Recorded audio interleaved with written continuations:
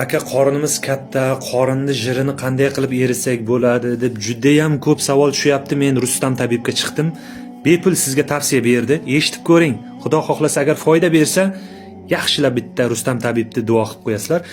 Asal, toza asal va imbir bor-ku, zanjabil. O'shani olib kelasiz, qirg'ichdan o'tkazasiz zanjabilni.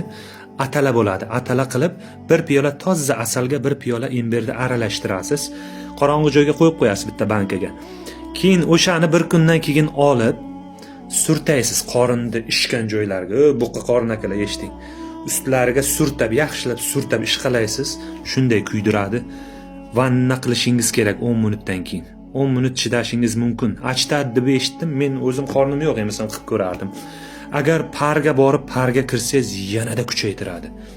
Jirlari shunday eritadi deyilyapti. Xudo xohlasa qilib ko'ring. Bir haftada 2 marta yo 3 marta qilib ko'ring. Agar foyda bersa, keyin lichkamga yozasiz. Jonlaringiz sog' bo'lsin. Agar davlinangiz bo'lsa, yuragingizda muammoingiz bo'lsa, qilib yotmang. O'zi parga kirganingizda dumalab qolib, keyin balo qolib ketmaylik. O'sha uchun sog'lom bo'lsangiz, qorinchangiz bo'lsa, qilib ko'ring, qoringa surtab ko'ring, baraka toping. Ayollar ham o'zi sog'lom bo'lsangiz, qornimni jirini eritaman demoqchi bo'lsangiz, qilib 5-10 minut turib, kuydirishni boshlagandan keyin vanna qilib yoki parga kirib yanada kuchaytirsangiz ham bo'ladi agar chidasangiz. Keyin bir cho'milib borasiz, zo'r bo'lib ketadi xudo xolasa. Keyin lavr bargini damlab ichsa ham jirni eritadi. Keyin kivi yesangiz ham, parhez qilsangiz ham jirlar erib, qorinlar kichkinaradi. Keyin press qilsangiz ham, yotgan joyingizda press qilsangiz ham, mashq qilishingiz ham kerak. Yotib olib qorinni arg'ilatish kerak demangda. Qilib ko'ringlar.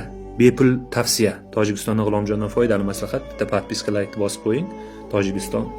Papesh.